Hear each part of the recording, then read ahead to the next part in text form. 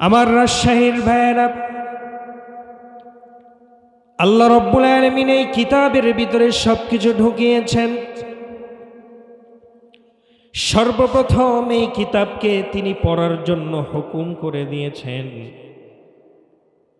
প্রথম নামাজ পড়তে বলা হয় নাই, হজ করতে বলা হয় নাই, রোজা থাকার কথা কিন্তু প্রথমে বলা হয় নাই।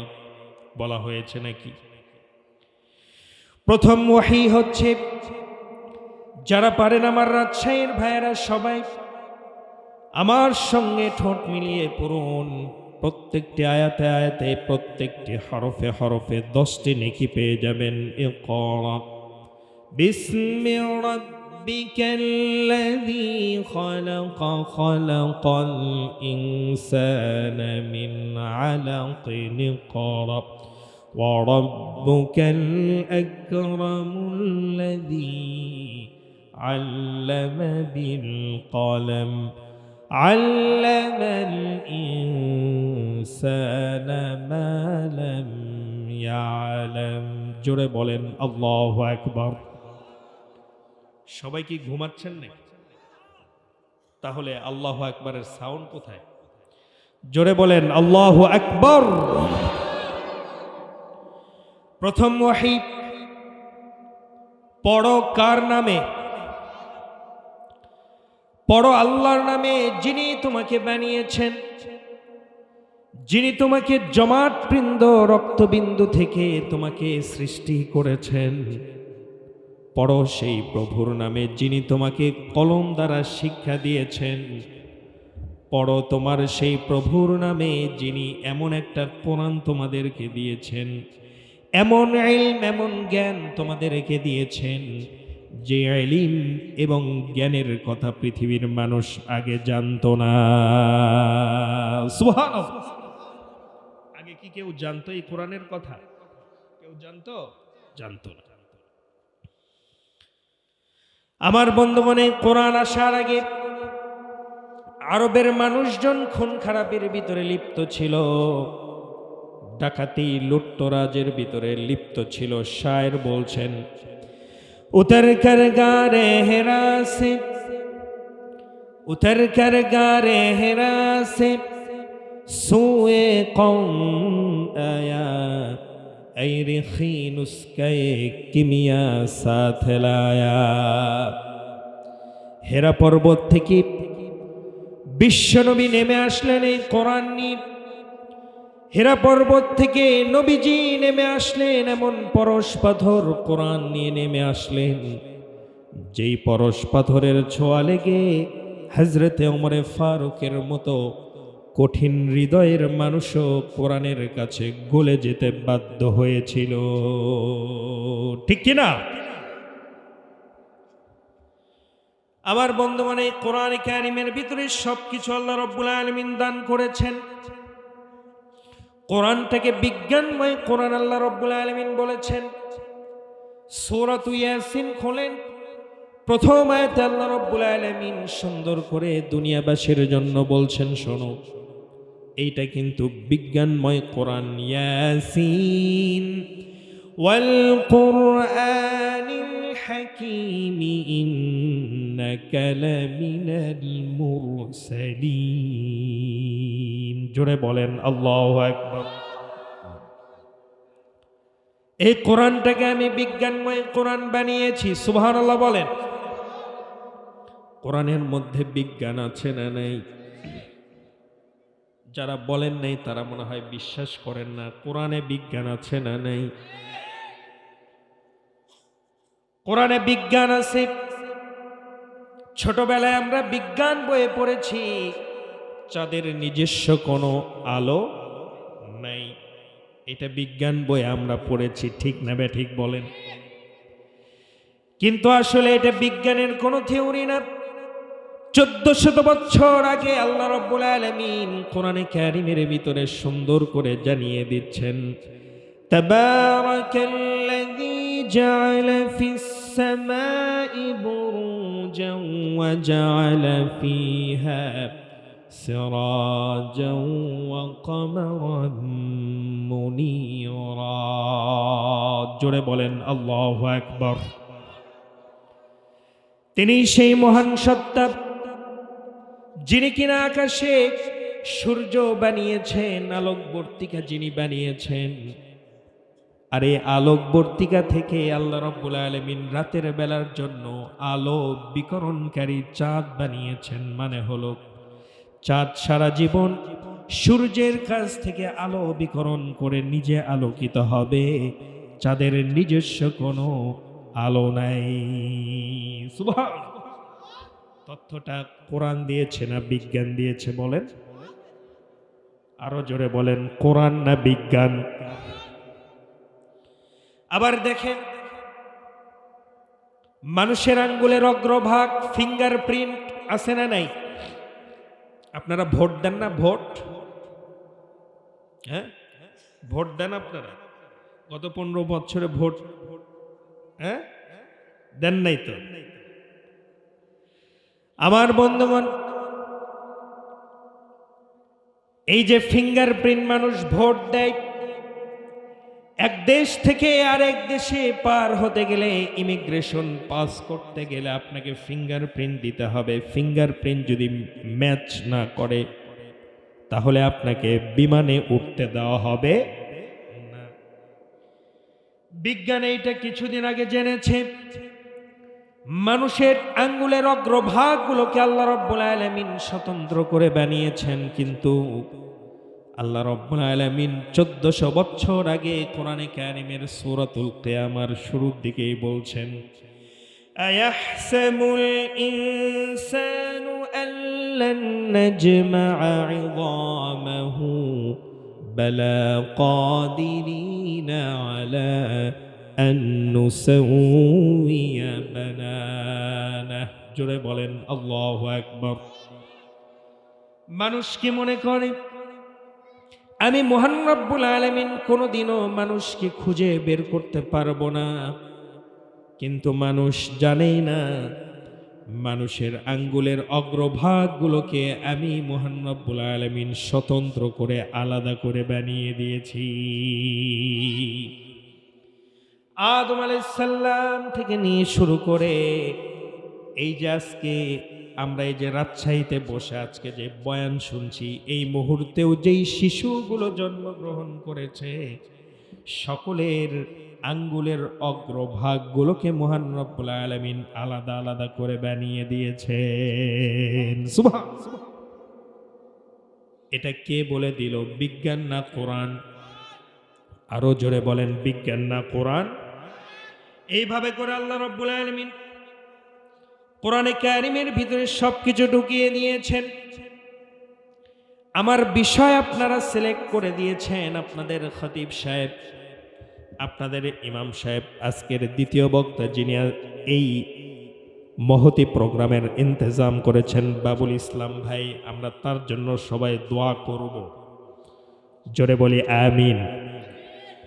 তিনি আমাকে বিষয় সেট করে দিয়েছেন। ঈমান ভঙ্গের 10টা কারণ আছে। কয়টা কারণ বলেন? ঈমান ভঙ্গের কারণগুলো আমরা জানি না। ওযু ভঙ্গের কারণ আমরা জানি 7টা, জানি কিনা বলেন? নামাজ ভঙ্গের কারণ আমরা জানি 19টি নামাজ ভঙ্গের কারণ আছে। কিন্তু যেই ঈমানটা আমাদের দৌলত, যেই ঈমানটা ভেঙে গেলে, নষ্ট হয়ে গেলে মুসলমান থাকা যায় না, সেই ঈমান ভঙ্গের যে 10টি কারণ আছে এটা মুসলমান জানেই না। ঠিক না বেঠে? আমরা আজকে এই বিষয়টা জেনে দোয়া করে তারপরে বাড়িতে যাব। জোরে বলি ইনশাআল্লাহ। এতে আমাদের লাভ আছে না নেই? লাভ আছে না? লাভ আছে না? বিশ্বনবী বলেন,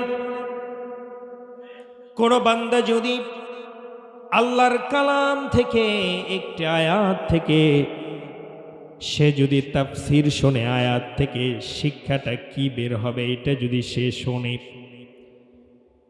আমার বন্ধুগণ, বিশ্বনবী বলেন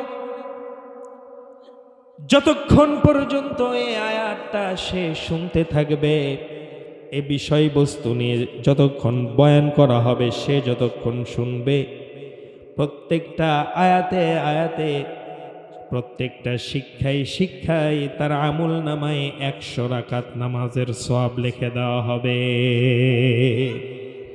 এখানে বসলে লাভ না লস? আরো জোরে, লাভ না লস?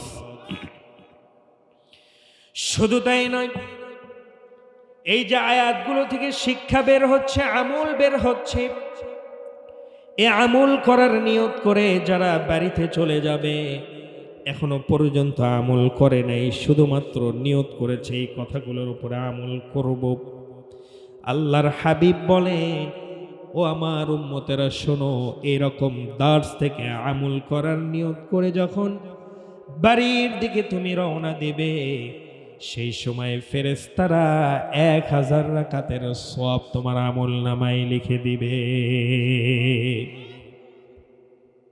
একটু আওয়াজ দিয়ে বলেন সুবহানাল্লাহ। ঈমান ভঙ্গের কারণ কয়টি বলেছি বলেন? আসেন, 1 নাম্বার, ঈমান ভঙ্গের 1 নাম্বার কারণ হচ্ছে ঈমান আনার পরে কেউ যদি শিরিক করে ঈমানটা ভেঙে যাবে। 1 নাম্বার কি বলেন? শিরিক করে কার সঙ্গে?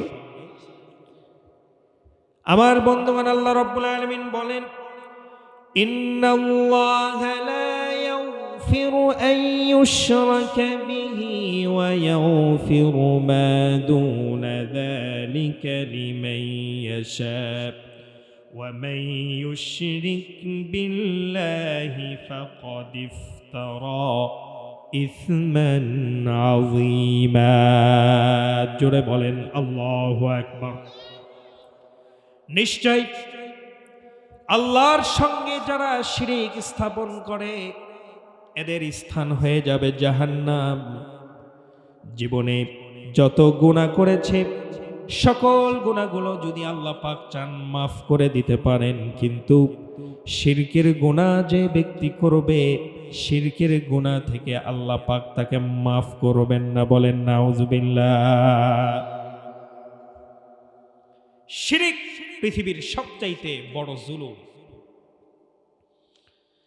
হযরতে লোকমান আলাইহিস সালামের নাম শুনেছেন? কোরআনের 21 নম্বর পারাতে তার নামে একটা সূরা আল্লাহ পাক দান করেছেন। সুবহানাল্লাহ বলবেন না? কেন তার নামে এই সূরাটা আসলো? কারণ তিনি প্রথম তার সন্তানদেরকে তিনি 10টি নসিহত করেছিলেন। তার ভিতরে 1 নম্বর নসিহত ছিল, ও আমার প্রিয় সন্তানেরা, শিরিক করো না। সুবহানাল্লাহ বলবেন না? হযরত লোকমান হাকিম বলেছিলেন, ওয়া ইয ক্বালা লুকমানু লিবনিহি ওয়া হুয়া ইয়াইদুহু ইয়া বুনাইয়া লা তুশরিক বিল্লাহ ইন্নাশ শিরকা লাযুলমুন আযীম।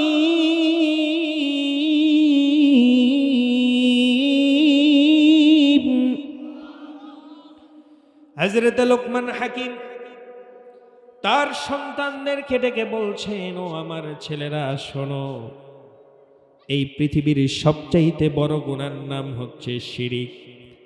নিশ্চয় শিরিকটাই হচ্ছে পৃথিবীর সবচাইতে বড় গুনাহ। এই শিরিক কি করা যাবে? হযরত লোকমান আলাইহিস সালামের নাম এমনি এমনি কোরআনে আসে নাই।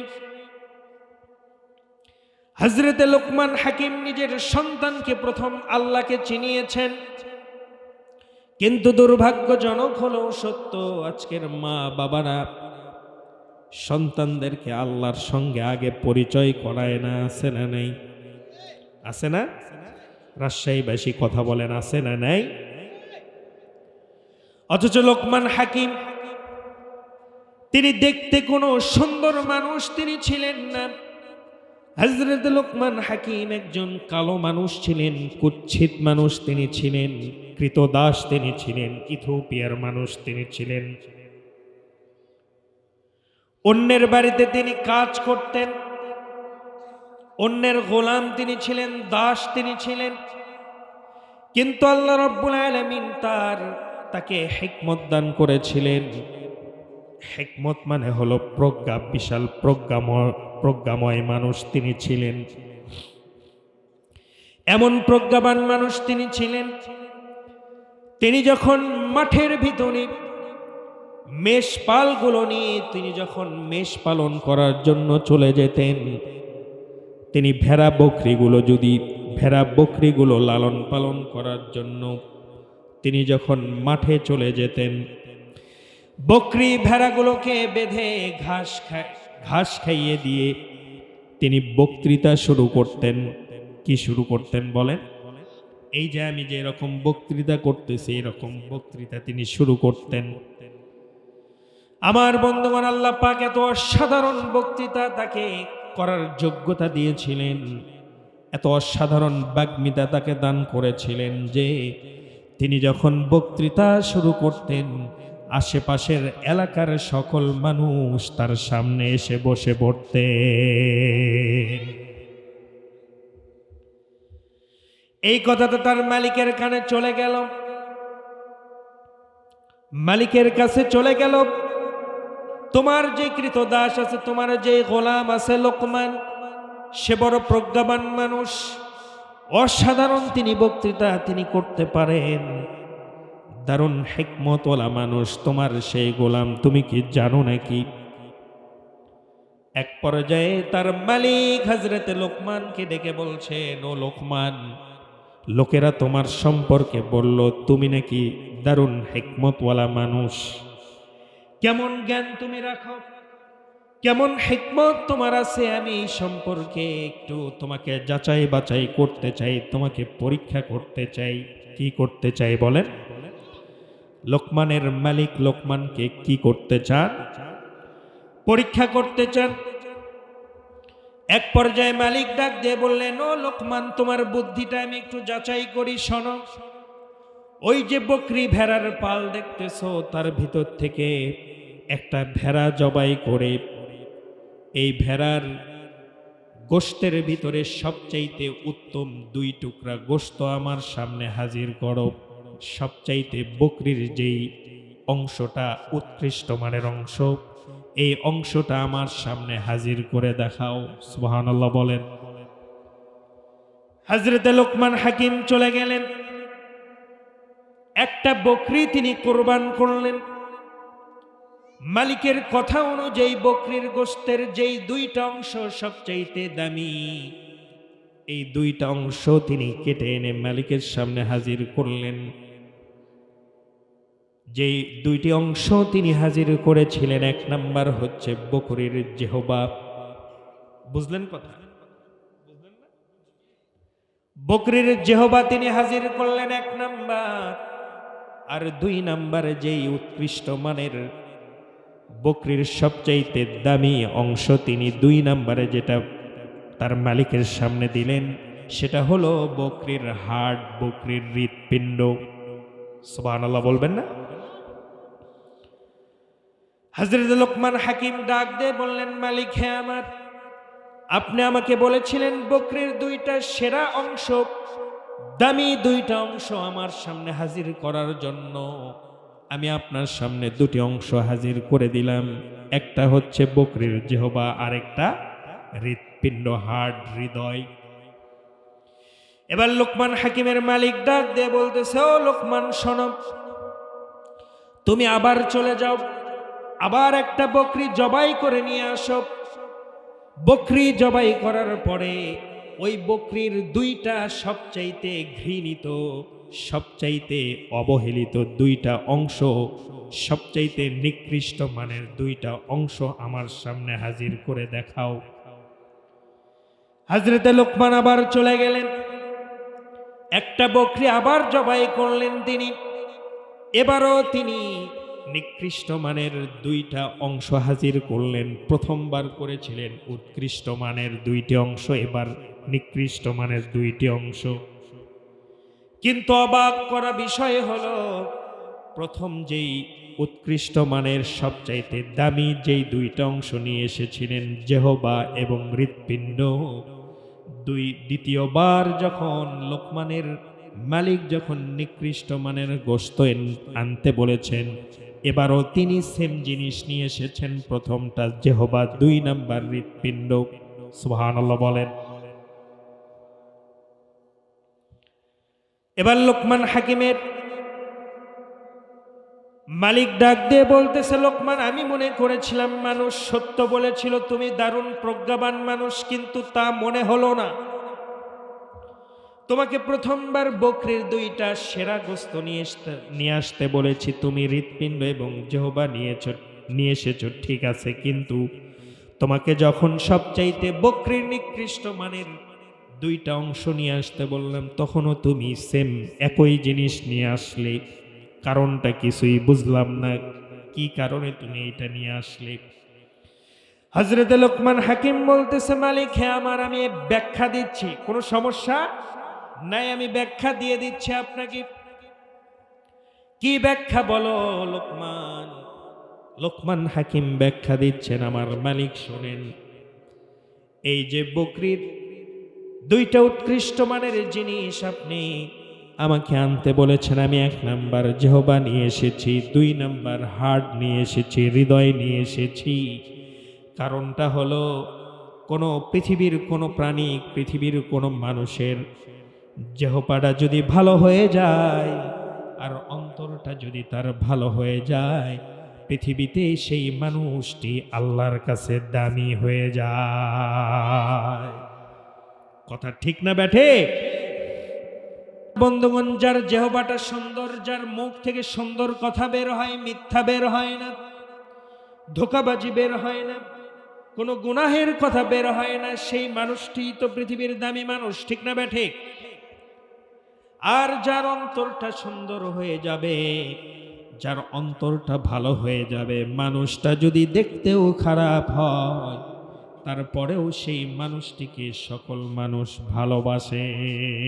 ঠিক কিনা? ঠিক কিনা? বলে লোকটা দেখতে কালো হলেও অন্তরটা অনেক ভালো। এরকম কথা আছে না? নাই? আছে না? আছে না? আমার বন্ধুগণ, এই হচ্ছে লোকমান হাকিম। তিনি প্রথম তেনার সন্তানদেরকে তিনি প্রথম যেই নসিহত করেছেন, ও আমার প্রিয় সন্তানেরা, শোনো, জীবনে কোনোদিন আল্লাহর সঙ্গে শরীক স্থাপন করো না। সুবহানাল্লাহ বলবেন না? ঈমান ভঙ্গের 1 নাম্বার কারণ কার সঙ্গে শিরিক করা? বলেন, আরো জোরে বলেন, কার সঙ্গে? এই শিরিক হচ্ছে 2 প্রকার। কয় প্রকার বলেন? একটা হচ্ছে শিরকে আকবার, আর একটা হচ্ছে শিরকে আসগর। কয় প্রকার হলো? সবাই বলেন কয় প্রকার? আবার শিরকে আকবার হচ্ছে 2 প্রকার। শিরকে আকবার হচ্ছে 3 প্রকার। 1 নাম্বার প্রকার হচ্ছে আশ-শিরকু ফির রুবুবিয়্যা। আমার বন্ধুগণ, আল্লাহর সঙ্গে, আল্লাহর কর্তৃত্ব, আল্লাহর ক্ষমতার সঙ্গে যারা শরীক স্থাপন করে, এটাকে বলা হয় আশ-শিরকুর রুবুবিয়্যা। কি বলা হয় বলেন? 2 নাম্বার আশ-শিরকু ফিল উলুহিয়্যা। আল্লাহ রাব্বুল আলামিনের ইবাদত কেন্দ্রিক কোনো মানুষ যদি শিরিক করে ফেলে, এটা শিরকে আকবারের অন্তর্ভুক্ত হয়ে যাবে। আরেকটা শিরিক হচ্ছে আশ-শিরকু ফিল আসমাই ওয়াল হুসনা। আল্লাহর যেই গুণগত মান আছে, গুণবাচক নাম আছে, যেমন আল্লাহ পাক দয়ালু, আল্লাহ পাক ক্ষমাশীল, আল্লাহ ছাড়া কি কেউ ক্ষমা করতে পারবেন? সবাই বললেন না, কেউ ক্ষমা করতে পারে?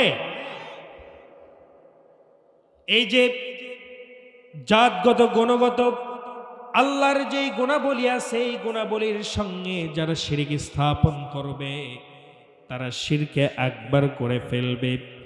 আর ঈমান ভঙ্গের প্রথম কারণটাই হচ্ছে কার সঙ্গে শিরিক করা? বলেন, আল্লাহর সঙ্গে আমি কেন শিরিক করব? আমাকে খাওয়ান কে? আরো জোরে, কে খাওয়ান? আমাকে পড়ান কে? আমাকে সবকিছু দেন কে? সবকিছুই তিনি দেন। এই কথা মন থেকে বিশ্বাস করতে হবে। এটার নাম হচ্ছে ঈমান। কেউ যদি এই বিশ্বাস থেকে বিচ্যুতি ঘটে তাহলে সে শিরিক করে ফেলবে, ঈমানটা আমার বন্ধুগণ ভঙ্গ হয়ে যাবে। এই জন্য আমার জীবনের যিনি সব কিছুর প্রয়োজন মিটিয়ে দেন, সবাই মুখটা খুলে আওয়াজ করে বলেন তিনি কে? আল্লাহ আমার রব, এই রবি আমার সব। আল্লাহ আমার রব, এই রবি আমার সব। দমে দমে তনু মনে তারি অনুভব। আল্লাহ আমার রব, আরো জোরে আল্লাহ আমার রব। আমার বন্ধুগণ, এই শিরিক এইটা কোনোদিন মুসলমান করতে পারে না। শিরিক সবচাইতে বেশি আমার দেশে যেই ধর্মের মানুষ করে তা হচ্ছে হিন্দু ধর্মের মানুষ। কথা কন্যা ঠিক না ব্যাঠিক? মূর্তি পূজা কারা করে বলেন? হিন্দুরা মূর্তি পূজা করে, সরাসরি আল্লাহর সঙ্গে শিরিক হয়ে যায়। আল্লাহর সঙ্গে শিরিক করা যাবে না। শিরকের অনেক প্রকার ভেদ রয়েছে। তার ভিতরে এই যে আমার বাংলাদেশে যেই সমস্ত বিষয় নিয়ে শিরিকগুলো বেশি চলে, কয়েকটি প্রচলিত শিরিকের কথা আমি বলবো নাকি আপনাদেরকে? বলবো আমার বন্ধুগণ, এক নাম্বার শিরিক, যেই শিরিকটা সমাজের মানুষ বুঝে না বুঝে করে, সেটা হচ্ছে রিয়া। এক নাম্বার কি বলেন? লোক দেখানো ইবাদত। আছে না নাই? আরো জোরে বলেন, আছে না নাই? আল্লাযীনা হুম আন সালাতিহিম সাহুন আল্লাযীনা হুম ইউরাউনা ওয়া ইয়ামনাউনাল মাউন। জোরে বলেন আল্লাহু আকবার। লোক দেখানো নামাজ পড়নেওয়ালা আমার দেশে আছে না নাই? হাদি সাহেব হজ করে এসেছেন, খুব খেয়াল করেন। হাদি সাহেব হজ করে এসেছেন। এখন যদি তিনি মনে মনে চিন্তা করেন, হজ করার আগে অনেক নামাজ বাদ দিয়েছি, হজ করে এসেছে এবার, এখন যদি নামাজ বাদ দিই লোকেরা, গ্রামের মানুষেরা আমাকে কি মনে করবে, এইটা মনে করে নামাজ পড়তে যায়। আল্লাহর জন্য নামাজ পড়তে গেল না, লোক দেখানো নামাজ পড়তে গেল। বলেন আরো জোরে, লোক দেখানো না আল্লাহর জন্য। লোক দেখানোর জন্য যে লোকেরা কি মনে করবে এইটা মনে করে যারা নামাজ পড়তে যায়, আল্লাহর সঙ্গে তারা সরাসরি শিরকে লিপ্ত হয়ে যায়। বলেন নাউজুবিল্লাহ। নামাজটা আমার কার জন্য হবে বলেন? সবাই মুখ খুলে বলেন কার জন্য? এক নম্বর শিরিক, মানুষ যেটা করে, একজন ইমাম সাহেব এটা করতে পারেন। ইমাম সাহেব যদি মনে করেন নামাজে দাঁড়িয়ে গেলাম একটু সুন্দরভাবে নামাজ পড়ি, আমার পেছনে অনেক মুসল্লি আছে, মনে করতেই পারে না? তাহলে মুসল্লিকে দেখানোর জন্য সুন্দর করে যারা নামাজ পড়ে, এটাই লোক দেখানোর রিয়া নামাজ হয়ে যাবে। আল্লাহ রাব্বুল আলামিনের সঙ্গে শরীক স্থাপন হয়ে যাবে। আমি আমার নামাজটা পড়ব একমাত্র কার খুশির জন্য? জোরে বলি ইনশা। দুই নাম্বার আল কাহানা। শিরিকের ভিতরে যেই শিরিকটা আমরা মুসলমানদের ভিতরে করে ফেলি সচরাচর, সেটা হচ্ছে গণকের কাছে হাত দেখানো। মুসলমান আছে না নাই? এ রাজশাহীতে আছে নাকি? চাঁপায় নবাবগঞ্জ আছে? আপনাদের এদিকে অনেক কম আছে, ঠিক না বেঠিক? অনেক কম। এই এলাকাগুলোতে অনেক শিরক, এই শিরকগুলো এই এলাকাগুলোতে কম। বলি আলহামদুলিল্লাহ। দুই নাম্বার প্রচলিত শিরিকের ভিতর আল কাহানা, গণকের কাছে হাত দেখানো। আল্লাহর হাবিব বলেন, কোন ব্যক্তি যদি গণকের কাছে হাত দেখায়, বিশ্বাস করুক আর না করুক, হাত দেখানোর সঙ্গে সঙ্গে তার ঈমানটা নষ্ট হয়ে যায়। নাউযুবিল্লাহ বলে। গণকের কাছে কি আমরা হাত দেখাবো? হাত দেখাবো একটা শর্তে, তাকে চর থাপ্পড় দেওয়ার জন্য। পারবো না, পারবো না।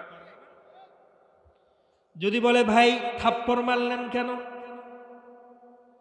গণককে বলবেন কেন তুমি আমার হাত দেখে বলে দাও অমুক দিন অমুক সময় এই কাজ তুমি করবা, এই জিনিস তোমার সঙ্গে ঘটবে। তুমি কি ঘুম থেকে নিজের হাতটা দেখে আসো নাই? আজকে এই যে সকালবেলা রাজশাহীর মোড়ে সকালবেলা তুমি আমার হাতে থাপ্পড় খাবা, ঠিক না বেঠে? যারা নিজের কথা বলতে পারে না তারা আবার হাত দেখে অন্যের কথা বলে দেয়। এর চাইতে ভণ্ডামো আর কিছু হতে পারে না। আমার বন্ধুগণ, এই শিরিক থেকে আমরা বেঁচে থাকার চেষ্টা করব, জোরে বলি ইনশা। এরপরে ৩ নাম্বার, আত-তিয়ারা, শুভ অশুভ, মঙ্গল অমঙ্গলে বিশ্বাস করা, আছে না নাই? রবিবারে বাঁশ কাটা যাবে না, আছে না নাই? মঙ্গলবারে বিবাহ করা যাবে না, আছে না নাই? আজকের বারটা অমঙ্গল হবে, বিয়ে করিস না, আছে না নাই? এজন্য সবাই শুক্রবারে বিয়ে করে। শুক্রবারে বিয়ে করাটা ভালো, তবে শনিবার এবং মঙ্গলবারেও বিয়ে করলে কোনো ক্ষতি হবে? যারা ক্ষতি হবে মনে করে তারা শিরকের ভিতরে লিপ্ত, ঠিক না ঠিক বলেন? এই জন্য শুভ অশুভ বিষয়, মঙ্গল অমঙ্গল বিষয়ের উপরে যারা বিশ্বাস স্থাপন করে তাদের ঈমান নষ্ট হয়ে যাবে, ঠিক না ঠিক? এরপরে আসেন ৪ নাম্বার, আমার দেশে প্রচলিত যেই শিরিক হয়, আল্লাহর নাম ছাড়া অন্যের নামে কসম কাটা হয়, আছে না নাই? সরাসরি শিরিক। বিগাইরিল্লাহ, আল্লাহর নাম ছাড়া যারা কসম করে তারা আল্লাহর সঙ্গে শিরিক করে, নাউজুবিল্লাহ বলেন। যেমন বলে আমার ছেলের মাথার কসম, আছে না নাই? আমার নিজের মাথার কসম, আছে না নাই? কোরআনের কসম, আছে না নাই? এগুলো করা যাবে? আমার বইয়ের কসম, আমার মায়ের কসম, আমার ১৪ গোষ্ঠীর কসম, এরকম বলে কি বলে না? এই সমস্ত কথা যারা বলে তারা শিরক করে, নাউজুবিল্লাহ বলেন। আল্লাহ পাক আমাদেরকে এই শিরক থেকে বাঁচার তৌফিক দান করুন, জোরে বলেন আমিন। ৫ নাম্বার, আমার দেশে যেই সমস্ত কথাগুলো চলে প্রচলিত, শিরিক হয়ে যায়, মানুষ বোঝেই না। ৫ নাম্বার হলো যমজ কলা খাইলে যমজ বাচ্চা হবে, এরকম প্রচলিত কথা আছে না নেই? কথা কয় না মুরব্বী, আছে না? আছে না? যমজ কলা খাইলে জীবনে ভাই আমি এত যমজ কলা খাইলাম, কই আমার বাচ্চা তো একটাই হইল, কথা কয়, ঠিক না বেঠে? আগে আমি কলার দোকানে যায় বলতাম ভাই আগে যমজ কলা আমারে দাও, কারণ কয়েকদিন পরে বিয়ে করব, হুদাই ২ বার বাচ্চা নেওয়ার দরকার নাই, একবারেই ২টা হয়ে গেলে কিচ্ছা খালাস, ঠিক না বেঠে? এই কথাটা প্রচলিত আছে। আবার মাথায় যদি ২টা পাক থাকে, এই যে মাথার মাঝখানে দেখবেন একটা পাক আছে, আছে না? এই যে দেখেন, আমার আগে বলে এইগুলো এলাকাতে ছড়ায় দিয়েছে, শিরিক ছড়িয়ে দিয়েছে। অনেক ব্যক্তিরে দেখলাম মাথায় ২টা পাক, একটা বিয়ে করা তো দূরের কথা, একটাও বিয়ে করে নেই, 2টা বিয়ে তো দূরের কথা, ঠিক না? ঠিক কিনা বলেন, ঠিক কিনা?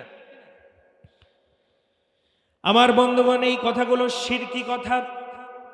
কার 2টা বিয়ে হবে? ওয়াল কদরি খাইরিহি ওয়া শাররিহি মিনাল্লাহি তাআলা ওয়াল বা'থি বাদাল মাউত। আমার ভাগ্যের ভালো মন্দ যিনি লেখেন তিনি কে? সবাই বলেন তিনি কে? আমার বন্ধুগণ, আল্লাহ ছাড়া আমার ভাগ্য ভালো হবে না মন্দ হবে, 2 বউ হবে না 1 বউ হবে, 2 বাচ্চা হবে না 1 বাচ্চা হবে, ছেলে হবে না মেয়ে হবে, কে জানেন? এই বিশ্বাস আমাদেরকে করতে হবে, ঠিক না ঠিক? যারা বলে যমজ কলা খাইলে যমজ বাচ্চা হবে, এই কথাটা শিরকি কথা, এই কথাটা সমাজ থেকে আমরা নিশ্চিহ্ন করে দেব। জোরে বলে ইনশাআল্লাহ। আমার বন্ধুগণ, এরপরে বিভিন্ন পীরের দরবারে, মাজারের দরবারে গিয়ে চাওয়া আছে না নাই? এতে করে কি শিরক হয় না? মাজারে যিনি শুয়ে আছেন তিনি জীবনে আপনাকে কোন কিছু দিতে পারবে? আমার বন্ধুগণ, ভারতে একজন বাদশা ছিল, বাদশা শাহজাহান, যিনি তাজমহল বানিয়েছেন। কি বানিয়েছেন বলেন? বড় আল্লাহওয়ালা বাদশা তিনি ছিলেন, বাদশা শাহজাহান। শায়ের বলছেন, শাহনে জাহাं को जिन्हें फकर से देते थे बास, वाज कब्र में है सूरह अलहम्दु की मोहताज। एक समय बादशाह शाहজাহান কি ভারতের মানুষ কর দিতে পারলে, ট্যাক্স দিতে পারলে নিজেকে গৌরবান্বিত মনে করত। আজকে সেই বাদশাহ শাহজাহান কবরে শুয়ে আছে, মানুষের কাছে সূরাতুল ফাতিহার মুহতাজ হয়ে শুয়ে আছে, ঠিক কি না? যদি কেউ আমার কবরের কাছে এসে একটু সূরা ফাতিহা পড়ে আমার জন্য দোয়া করত। কবরের মানুষ নিজেই আমাদের দিকে চেয়ে আছে, ঠিক না ঠিক? এই জন্য মাজারের কাছে আমরা যে চাইতে পারবো না, মাজারের ব্যক্তি যিনি শুয়ে আছেন তার জন্যই দোয়া করব, তাকেই কিছু দিয়ে আসবো, ঠিক না ঠিক বলেন? এই বাদশা শাহজাহানের আমলে দিল্লিতে এক ভিক্ষুক ঘুরতেছে। দিল্লিতে কি ঘোরে? এক ভিক্ষুক ঘুরতেছে। একজন লোক এসে বলতেছে, ও ভিক্ষুক ভাই, ও ফকির ভাই, ছোট্টবেলা থেকে দেখতেছি তুমি দিল্লির মোড়ে ভিক্ষা করো, সারা জীবন ভিক্ষা করেই গেলা, কতদিন আর ভিক্ষা করবা? যাও বাদশার কাছে যাও, বাদশা শাহজাহানের কাছে যাও, বাদশা এত বেশি দেওয়া দেবে, জীবনে আর ভিক্ষা করা লাগবে না। ফকির ডাক দিয়ে বলতেছে, শোনো, ছোটবেলা থেকে যে তুমি আজ পর্যন্ত আমাকে ভিক্ষা করতে দেখতেছো, মানুষ আমাকে 8 আনা দেয়, 4 আনা দেয়, 1 পয়সা দেয়, সর্বোচ্চ 1 টাকা দেয়, এইটা দিয়ে কি বড়লোক হওয়া যাবে নাকি? বড়লোক হওয়া যাবে? পরে লোকটি বলতেছে, শোনো, বাদশার দরবারের সঙ্গে আমার একটা ভালো সম্পর্ক আছে, তোমাকে বাদশার দরবারে নিয়ে যাই, চলো, বাদশা তোমাকে এমন দেওয়া দিবে, জীবনে কোনোদিন ভিক্ষা করা লাগবে না। সুবহান। বাদশার দরবারে গেছে, বাদশার দরবারে চলে গেছে, জোহরের সময় গেছে। জোহরের সময় যখন বাদশার দরবারে ফকির ঢুকে পড়ল, বাদশা জাহাপনা জোহরের নামাজ আদায় করার জন্য মসজিদে প্রবেশ করেছেন। মসজিদ থেকে সবাই বের হয়ে যায়, ফকির বাহিরে দাঁড়িয়ে আছে, বাদশা শাহজাহানের সঙ্গে দেখা করবেন। সবাই এক এক করে বের হয়ে যায়, কিন্তু বাদশা শাহজাহান বের হয় না।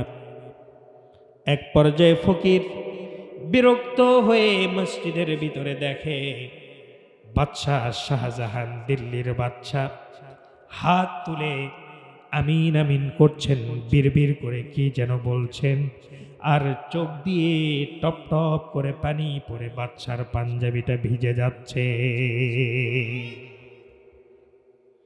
ফকির এই দৃশ্যটা দেখে বাহিরে চলে আসলেন। বাদশা শাহজাহান দোয়া শেষ করে বের হয়ে আসলেন। বের হয়ে আসার পরে ফকির একটা সালাম দিয়ে রওনা করেছেন। বাদশা ডাক দিয়ে বলতেছে, ঘাড়ে যেহেতু তোমার পোটলা আছে, মনে হয় তুমি ভিক্ষুক হবা, ফকির হবা। যারা ভিক্ষুক না তারাও তো আমার কাছে চাওয়ার জন্য আসে, তুমি শুধু সালাম দিয়ে কেন বিদায় নিলা? এবার ভিক্ষুক ডাক দিয়ে বলতেছে, বাদশা জাহাপনা, আপনার কাছে কিছু চাওয়ার জন্যই আমি এসেছিলাম, কিন্তু চাইতে এসে দেখলাম মসজিদের ভিতরে দিল্লির সম্রাট, দিল্লির বাদশা কোন বাদশার কাছে যেন হাত তুলে চায়। আমি তো মানুষের কাছ থেকে টাকা চাই, ভিক্ষা করি, কান্দিও না, কিন্তু দিল্লির বাদশা কোন বাদশার দরবারে না জানি হাত তুলে ফকিরের মতো ভিক্ষা করে। আমি তো কান্দিও না, কিন্তু ফকির, কিন্তু বাদশা কোন বাদশার কাছে যেন ভিক্ষার করতেছে, চোখ দিয়ে পানিগুলো টপ টপ করে পড়ে পড়ে বাদশার জুব্বাগুলো ভিজে যায়। এই দৃশ্যটা দেখে সিদ্ধান্ত নিয়েছি, ভিক্ষা থেকে করব না, মানুষের কাছ থেকে আর চাইব না। দিল্লির বাদশা যেই বাচ্চার কাছে কান্দে আর চায়, আজ থেকে আমি ফকির সেই বাচ্চার কাছে হাত তুলে কান্না করব। মানুষ মানুষের কাছে চাইতে পারে না, সবকিছু দেন কে? আর মৃত মানুষের কাছে তো আরো চাওয়া যাবে না। মাজারের কাছে যে চায় এরকম মুসলমান বাংলায় নাই মনে হয়। এই এলাকাগুলোতে কম, কিন্তু আপনি চিটাগাঙে যান, সিলেটে যান, দেখবেন এরা মাজার নিয়ে এত ব্যবসা করে, এত পূজা শুরু করে দেয়। এগুলো হচ্ছে শিরকি কারবার। মাজার আমাদেরকে কোনো কিছু দিতে পারেন না, সকল কিছু যিনি দিতে পারেন আওয়াজ করে বলেন তো তিনি কে? ওয়াজ কি চলবে? চলবে? হ্যাঁ, কতক্ষণ? হ্যাঁ, মাইকালা থাকুক আর আপনি সবাই একটু জিকির করেন, লা ইলাহা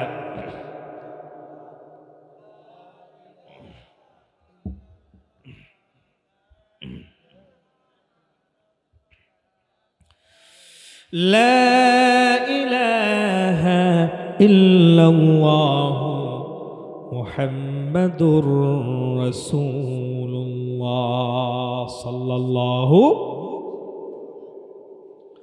আমার বন্ধুগণ, প্রচলিত শিরিকের ভিতরে 7 নম্বর শিরিক, হাত চুলকাইলে টাকা আসে। কথা কয় না, বলে কি বলে না? বলে না? গত 2 দিন যাবত আমার হাত এত বেশি চুলকাইলো, কই টাকা তো আসলো না। ঠিক না বেঠিক? হাত চুলকাইলে টাকা আসে, এই কথা বলাটা শিরিক। রিজিকের মালিক কে? আরো জোরে, রিজিকের মালিক কে? তাহলে হাত চুলকাইলে টাকা আসবে যতক্ষণ না আল্লাহ পাক দিবেন। ঠিক না বেঠিক? এরপরে আসেন 8 নাম্বার, ছোট বাচ্চাদের কপালে কালো টিপ দিয়ে দেয়। কালো টিপ দিয়ে দেন, কোনো সমস্যা নাই, সৌন্দর্য বর্ধনের জন্য আপনি দিতে পারেন, কোনো সমস্যা নাই। তবে যেই সমস্ত মা বোনেরা আমার পর্দার আড়ালের মায়েরা ভালো করে শোনেন, সন্তানের কপালে টিপ দেয় এই নিয়ত করে যে অশুভ কোনো শক্তি আমার সন্তানের দিকে তাকাতে পারবে না, এরকম নিয়ত করে দেয় কি দেয় না বলেন? যারা এরকম নিয়ত করে দেয় তারা শিরিক করে। কার সাথে? কারণ শুভ অশুভ, খারাপ ভাগ্য ভালো ভাগ্য যিনি করে দেন তিনি কে? আমার বন্ধুগণ, এরপরে 9 নাম্বার হলো আমার সমাজে প্রচলিত যেই সমস্ত শিরিক আছে। বাচ্চার নতুন দাঁত যখন পড়ে যায়, ঘরের ভিতরে ইঁদুরের গর্তের ভিতরে বাচ্চার দাঁত দিয়ে দেয়, আছে না নাই? বলে, ইঁদুর মামা এই যে আমার সন্তানের দাঁতটা নিয়ে যাও, আর তোমার মতো সুন্দর সুন্দর এরকম দাঁত আমার সন্তানের দিয়ে যাও। কথা কন্যা, আছে না নাই? আপনারা হাসতেছেন, কিন্তু এটা হাসির কথা নয়। কার সঙ্গে শিরিক হয়ে যায়? এই কথাগুলো বলা যাবে নাকি? এই কথাগুলো যেন মা বোনেরা কখনো না বলে, আপনাদেরকে দেখতে হবে। জোরে বলি ইনশাআল্লাহ। এরপরে 2 নাম্বার, খাবার খাওয়ার পরে যদি পেটটা কোনোদিন খারাপ হয়, ওই খাবারের দোষ দিয়ে দেয়। আছে না নাই? এটা আমিও করেছি, আপনিও করেছেন, না বুঝে করেছেন, তাওবা করার দরকার আছে না নাই? খাবার খাওয়ার পরে দুধ খাওয়া হোক আর যেটাই খাওয়া হোক না কেন, খাবার খাওয়ার পরে কোনোভাবে যদি পেটটা খারাপ হয়ে যায়, খাবারের কি কোনো দোষ আছে নাকি বলেন? অসুস্থ যিনি করে দেন তিনি কে? আবার যিনি শেফা দান করেন তিনিও কে? আমার বন্ধুগণ, খাবারের দোষ দেওয়া যাবে না। আল্লাহর ওলি বাইজিদ বুস্তামি রহমতুল্লাহি আলাইহি, কি নাম বলেন? হযরতে বাইজিদ বুস্তামি রহমতুল্লাহি আলাইহি, যিনি ইমাম হুসাইন রাদিয়াল্লাহু তাআলা আনহুর 6 পুরুষ পরে জন্ম নিয়েছেন। হযরতে ইমাম হুসাইনের বংশধর, সুবহানাল্লাহ বলবেন না? বিশাল বড় আলেম তিনি ছিলেন, মায়ের দোয়ায় আল্লাহর ওলি হয়ে গেছেন, সুবহানাল্লাহ বলেন। এক পর্যায়ে এই হযরতে বাইজিদ বুস্তামি এত বড় আলেম তিনি ছিলেন, একবার একটা পাদ্রীর সঙ্গে তার বাহাস হয়েছিল।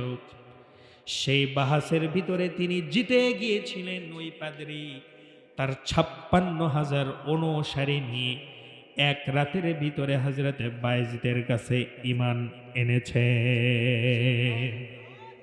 এত বড় আলেম। তিনি একদিন তার কোনো এক ছাত্রের বাড়িতে দাওয়াত খেতে গেলেন। দাওয়াত দিয়ে দেওয়া হলো, তাকে খাবার দিয়ে দেওয়া হলো। খাবার শেষ করার পরে এক পেয়ালা দুধ দেওয়া হলো। দুধ দেওয়া কিন্তু সুন্নত। কথা কয় না, ঠিক না ঠিক বলেন?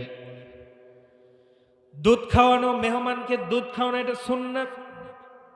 হযরত বাইজিদ বুস্তামির ছাত্র তাকে দুধ পান করালেন। দুধটা যখন তিনি পান করালেন, দুধ খাওয়ার পরে রাতের বেলায় এসে দেখেন তার পেটের ভিতরে ট্রাবল শুরু হয়েছে, ভুটভাট শুরু হয়েছে, পেটটা খারাপ হয়ে গেছে। হযরতে বাইজিদ বুস্তামি রহমতুল্লাহি আলাইহি, তিনি মুখেও বলেন নাই, শুধুমাত্র তিনি মনে মনে চিন্তা করলেন, আহারে ছাত্রর বাড়িতে এশার পরে গেলাম, বেশি খানা খেয়ে ফেললাম, আবার বেশি খাওয়ার পরেও উপরে মনে হয় দুধটা খাওয়া বেশি হয়েছে, এজন্য পেটটা খারাপ হয়ে গেল। মুখে বলেন নাই, কথাটা চিন্তা করে ঘুমিয়ে গেছেন। স্বপ্নে দেখতেছেন ময়দানে মাহশারে কিয়ামত কায়েম হয়ে গেছে। কিয়ামতের ময়দানে আসামির কাঠগড়ায় হযরতে বাইজিদ বুস্তামি দাঁড় হয়ে গেছেন। হযরতে বাইজিদ বুস্তামিকে আল্লাহ পাক জিজ্ঞেস করছেন, ও বাইজিদ, আজকে আমার জন্য কি আমলনামা তুমি নিয়ে এসেছো বলো? হযরতে বাইজিদ বুস্তামি ডাক দিয়ে বলতেছেন, রব্বুল আলামিন কোরআনে কারীমের ভিতরে আপনার আদেশ ছিল, জীবনে শিরিক যদি কেউ না করে, হাজারো গুনাহ করলেও সকল গুনাহ মাফ হয়ে যাবে, শিরকের গুনাহ মাফ হবে না। আমি আপনাকে হলফ করে বলতে পারি, আমি আপনাকে গ্যারান্টি দিয়ে বলতে পারি, আমার জানা মতে আমি আমার জীবনে ছোটখাটো কোনো গুনাহও যদি করে থাকি, তবে জীবনে কোনোদিন শিরকের গুনাহ করি নাই। আল্লাহ রাব্বুল আলামিন তার কিতাব বের করলেন। কিতাব বের করে আল্লাহ রাব্বুল আলামিন বলতেছেন, বাইজিদ, শিরকের গুনাহ যদি কেউ করে, তার আমলনামাটা বাজেয়াপ্ত হয়ে যায়, আমলনামাটা তার জিরো হয়ে যায়, আমলনামায় আর কিছু লেখা থাকে না।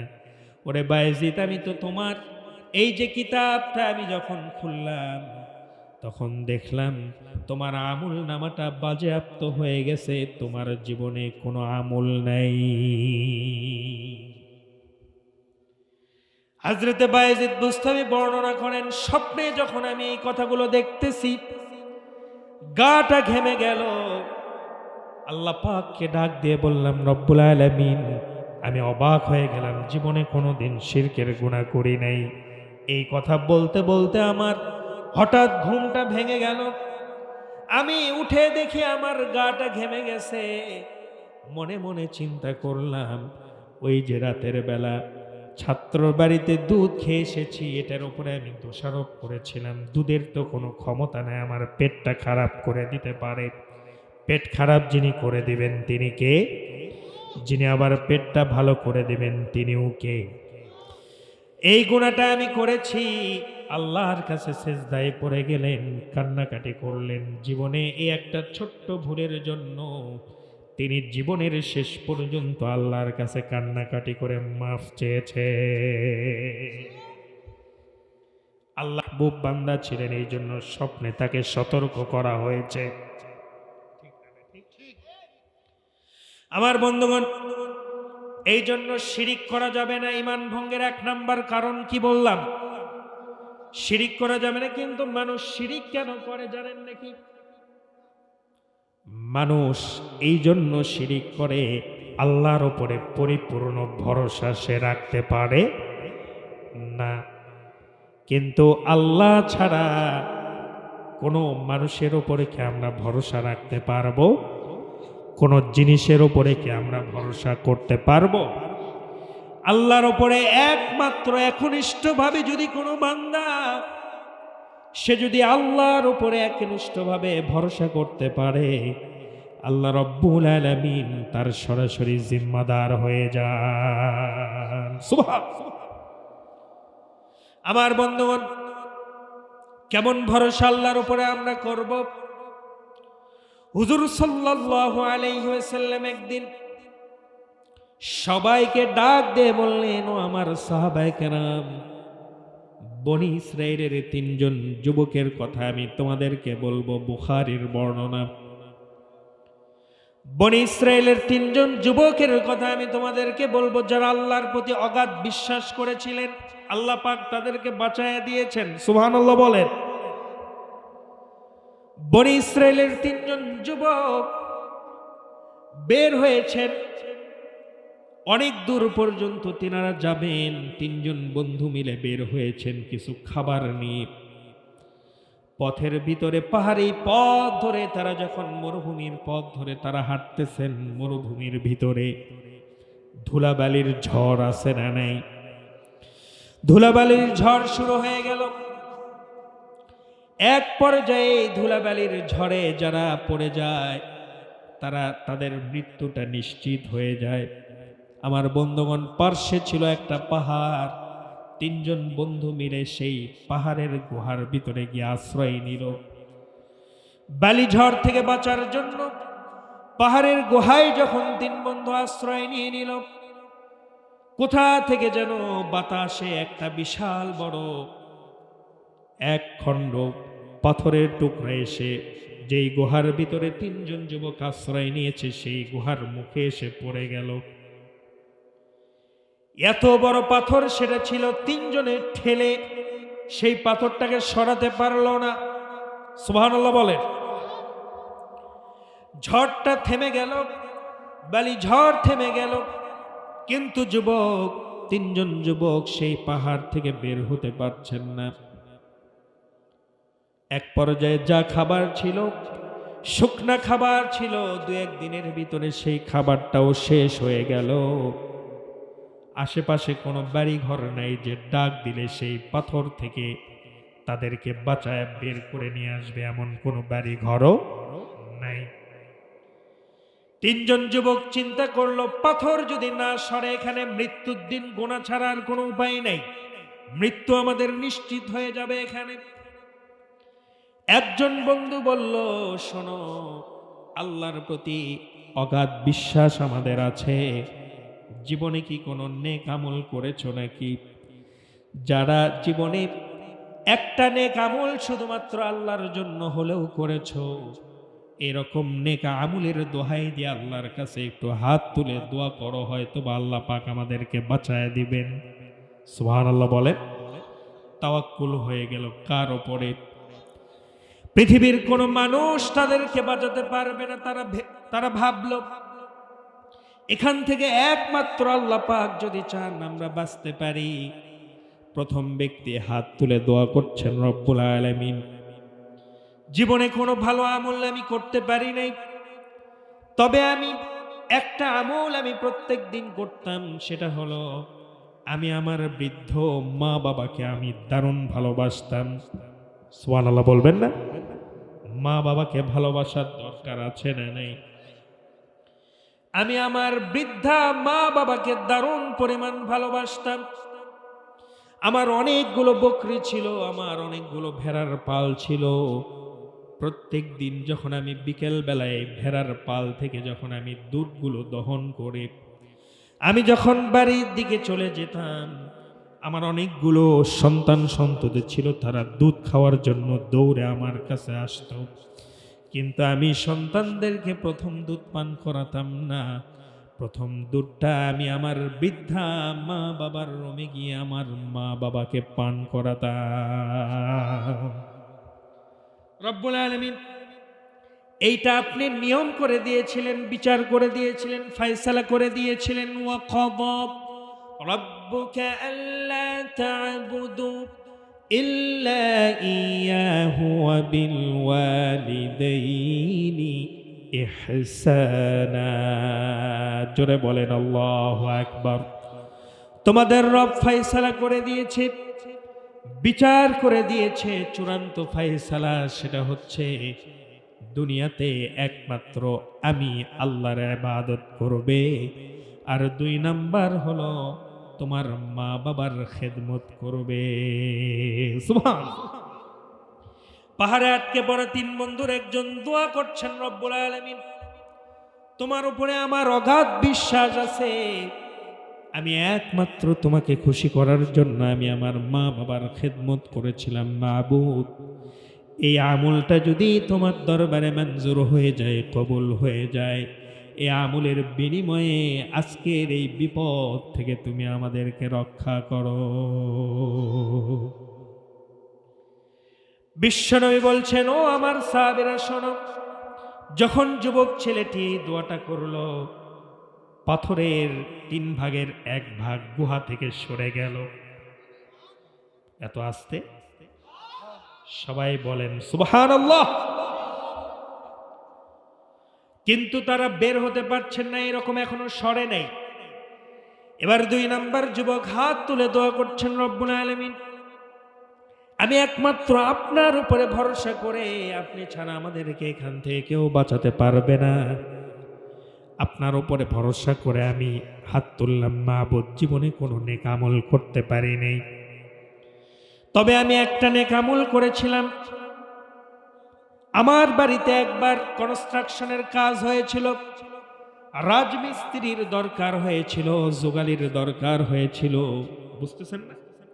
রাজমিস্ত্রি বোঝেন না আপনারা? এই যে যারা বাড়ি নির্মাণ করে, রাজমিস্ত্রির দরকার হয়েছিল আমার বাড়িতে। অনেক দিন পর্যন্ত কিছু মিস্ত্রি, কিছু জোগালি আমার বাড়িতে কাজ করেছিল। যেই দিন লাস্ট দিন কাজ শেষ হয়ে যাবে, সেই দিন একজন দিন মজুর, একজন জোগালি আমার কাছে টাকা না নিয়ে, তার সারা দিনের পারিশ্রমিকটা না নিয়ে চলে গেল। চলে যাওয়ার পরই আমি তার টাকাটা রেখে দিলাম, তার আমানত হিসেবে আমি তার টাকাটা রেখে দিলাম। আমি টাকাটা বেহুদা খরচ করি নাই। তার যেই সমপরিমাণ, তার যেই টাকাটা ছিল, এই টাকাটা দিয়ে আমি একটা বকরি কিনেছিলাম, একটা ছাগি কিনেছিলাম। সেই ছাগি থেকে অনেকগুলো ছাগলের জন্ম হয়েছিল। এক পর্যায়ে একটা ছাগল পাল হয়ে গেল। বলেন আল্লাহু আকবার। অনেকদিন পরে যখন ছাগলের পালগুলো হয়ে গেল, ছাগলগুলোকে আমি পালতে লাগলাম।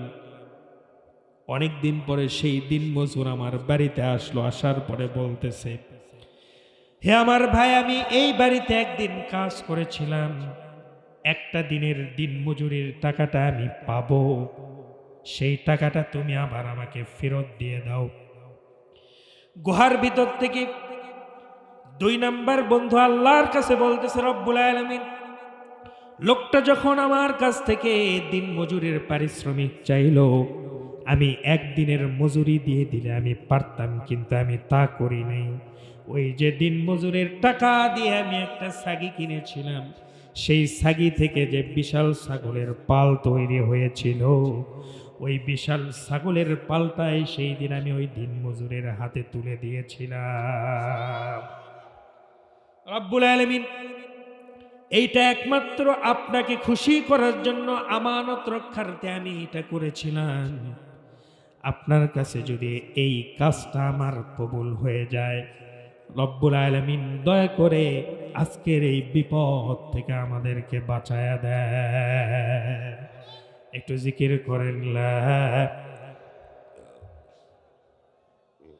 আরো জোরে লা।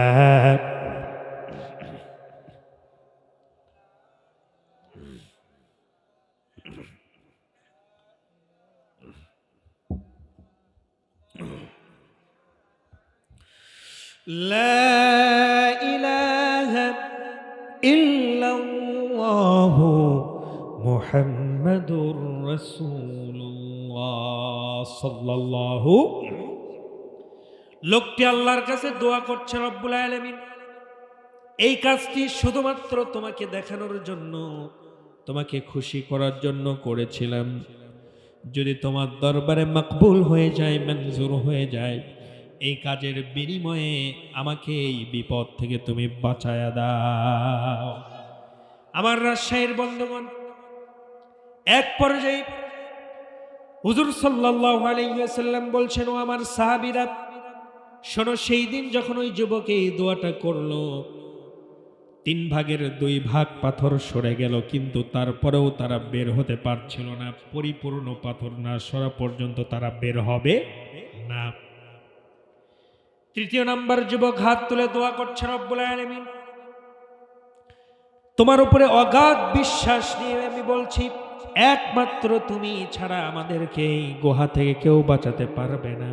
চারিদিকে মরুভূমি, ধুধু পাহাড়, কেউ নেই যে সেই পাথরটা সরাইয়া দিবে। তুমি একমাত্র পারো আমাদেরকে এখান থেকে বাঁচাতে। সুবহানাল্লাহ বলে। 3 নাম্বার যুবক হাত তুলে দোয়া করতেছে, রব্বুল আলামিন, আমার পাড়া প্রতিবেশী বোন ছিল অথবা খালাতো বোন, আমার সুন্দরী একজন খালাতো বোন ছিল, আমি তার প্রেমে সারা জীবন হাবুডুবু খেয়েছি, কিন্তু সে আমার প্রেমে কোনোদিন সাড়া দেয় নেই। এক পর্যায়ে আমার যৌন আকাঙ্ক্ষা বাস্তবায়নের জন্য তাকে আমি একটা কুপ্রস্তাব দিয়ে দিলাম, জিনাহের প্রস্তাব দিয়ে দিলাম। একবারের জন্য হলেও আমি তোমাকে একান্তে পেতে চাই, এক রুমের ভিতরে আমি তোমাকে পেতে চাই। যখন আমি এই খারাপ প্রস্তাবটা দিয়ে দিলাম, আমার বোন ডেকে বলল, 100 স্বর্ণ মুদ্রা যদি তুমি আমাকে দিতে পারো, আমি তাহলে তোমার সঙ্গে এই কাজটা করতে রাজি আছি। কত মুদ্রা বলেন? 100 স্বর্ণ মুদ্রা। লোকটি দোয়া করছি, রব্বুল আলামিন, আমি অনেক কষ্ট করে, অনেক দিন আমি কামাই রুটি রোজগার করে, ইনকাম করে, শুধুমাত্র আমার যৌন চাহিদাটাকে, আমার আকাঙ্ক্ষাকে মেটানোর জন্য আমি আমার সেই খালাতো বোনকে আমি কুপ্রস্তাব দিয়ে ফেললাম। 100 দিরহাম তার হাতে তুলে দিলাম। একান্তে একটা রুমের ভিতরে চলে গেলাম। আমার খালাতো বোনের সেই প্রেমিকা, সেই সুন্দরী নারীর 2 উরুর মাঝখান পর্যন্ত আমি চলে গেলাম। এক পর্যায়ে আমার সেই বোন ডাক দিয়ে বলতেছে, ইত্তাকুল্লাহ, আল্লাহকে স্মরণ করো, আল্লাহকে ভয় করো। বলেন আল্লাহু আকবার। রব্বুল আলামিন সেই দিন সেই চরম উত্তেজনাকর মুহূর্তে আমি তোমাকে ভয় করে আমি জিনাহের কাজে লিপ্ত হই নাই। রব্বুল আলামিন, আমি সেখান থেকে উঠে এসেছিলাম। 100 দিরহাম তাকেই দিয়ে দিয়েছিলাম, আমি এই টাকাটা ফেরতও নেই নাই। একমাত্র মহান রব্বুল আলামিন তোমাকে ভয় করে আমি এই কাজটা করেছিলাম। তোমার দরবারে যদি আমার এই কাজটা কবুল হয়ে যায়, মঞ্জুর হয়ে যায়, আজকের এই বিপদ থেকে তুমি আমাদেরকে বাঁচায়া দাও। রাসূল বর্ণনা করছেন, বুখারীর বর্ণনা, ও আমার সাহাবীরা, যখন এই দোয়াটা সেই যুবকটি করে ফেলল, দোয়াটা মঞ্জুর হয়ে গেল। আল্লাহর প্রতি অগাধ ভরসা রাখার কারণে ওই যুবকগুলো সেই দিন ওই পাথরের গুহা থেকে বের হয়ে গন্তব্যস্থলে চলে গেল। সবসময় বিশ্বাস করব কার উপরে বলেন? শিরিক কি করব নাকি? আমার বন্ধুগণ আসেন 2 নাম্বার, আল্লাহ এবং বান্দার মধ্যে কাউকে মধ্যস্থতা করা, তাহলে ঈমান নষ্ট হয়ে যাবে। আল্লাহ রাব্বুল আলামিন বলেন, ওয়া ইয়াবুদুনা মিন দুনিল্লাহি মা লা ইয়াদুররুহুম ওয়া লা ইয়ানফাউহুম ওয়া ইয়াকুলুনা হাউলাই শুফাআউনা ইনদাল্লাহ। জোরে বলেন আল্লাহু আকবার। আল্লাহ এবং বান্দার মধ্যে মধ্যস্থতাকারী কেউ হতে পারেন না, হতে পারেন একজন, তিনি কে? 3 নাম্বার, ঈমান ভঙ্গ হয়ে যাবে মুশরিক এবং কাফেরদের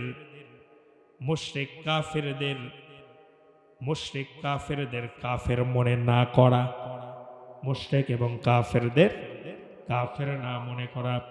অনেকে আছে হিন্দুদেরকে বন্ধু বানাই, আছে না নাই? কিন্তু হিন্দু কি কখনো বন্ধু হতে পারে? আমার বন্ধুগণ, এরকম যারা বানাবে অথবা মনে মনে চিন্তা করবে, তারা যেই কাজগুলো করে ঠিকই মনে হয় আছে, এরকম চিন্তার মানুষ আছে না নাই?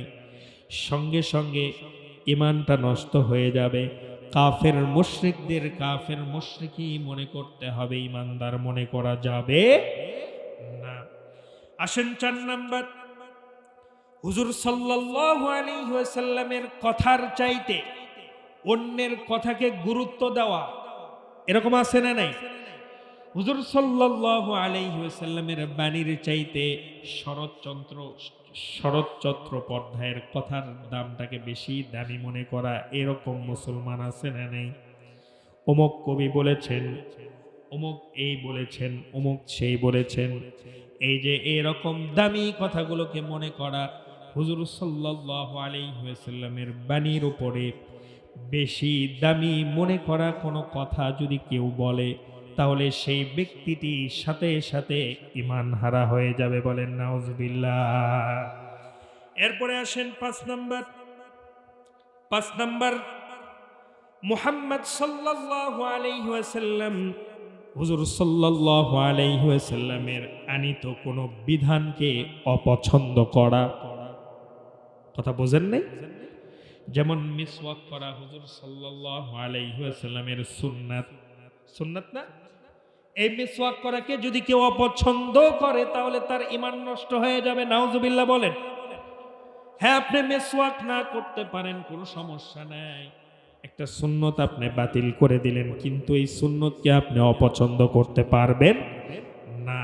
কেউ যদি মনে করে দাড়ি যারা রাখে, এই দাড়ি রাখার দরকার নেই, দাড়ি রাখাকে অপছন্দ করে, কিন্তু দাড়ি রাখাটা সুন্নত কিনা বলেন? সুন্নত না? এইটাকে যারা অপছন্দ করবে, মনে মনেও যদি চিন্তা করে, ঈমান নষ্ট হয়ে যাবে। নাউজুবিল্লাহ বলেন। এরপরে 6 নাম্বার, দিনের কোনো বিষয়, ইসলামের কোনো বিষয়, কোনো বিধানকে নিয়ে হাসি ঠাট্টা করা, এরকম মুসলমান আছে না নাই? আছে না? অনেকে মনে করে ওই ইবাদতটা না থাকলে কি এমন হতো, হাসি ঠাট্টা করে, এটা নিয়ে আছে না নাই?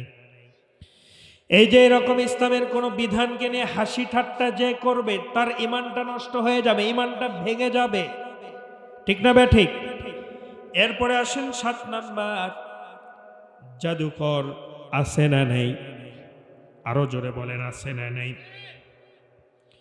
وما كفر سليمان ولكن الشياطين كفروا يعلمون الناس السحر জোরে বলেন আল্লাহু আকবার।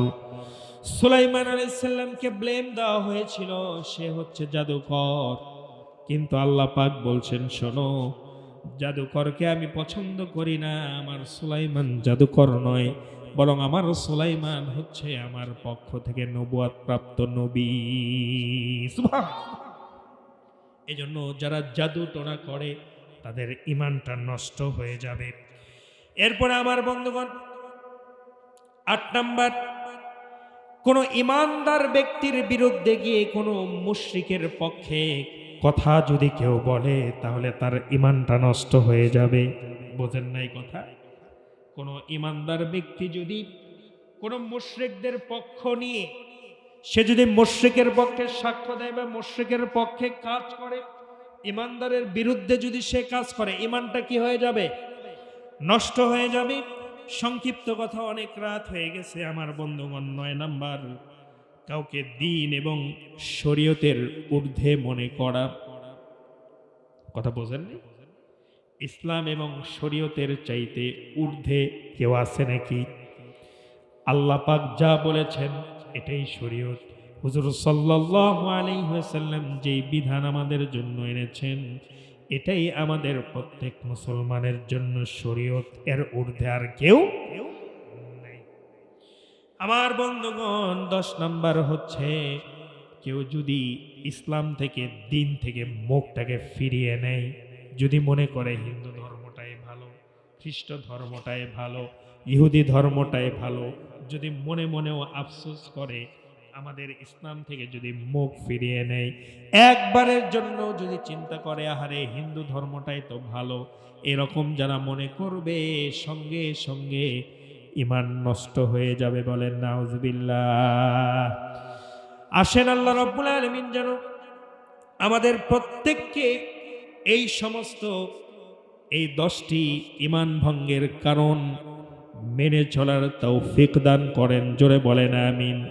আমাদের প্রত্যেকের ঈমানটা যেন হযরতে বেলালের মতো আল্লাহ পাক ঈমান বানায় দেন। জোরে বলেন আমিন। আমাদের শেষ নিঃশ্বাস ত্যাগ করা পর্যন্ত আল্লাহ পাক যেন আমাদের প্রত্যেককে পাক্কা ঈমানের উপরে বহাল তবিয়তে থাকার তৌফিক দান করেন। জোরে বলেন আমিন।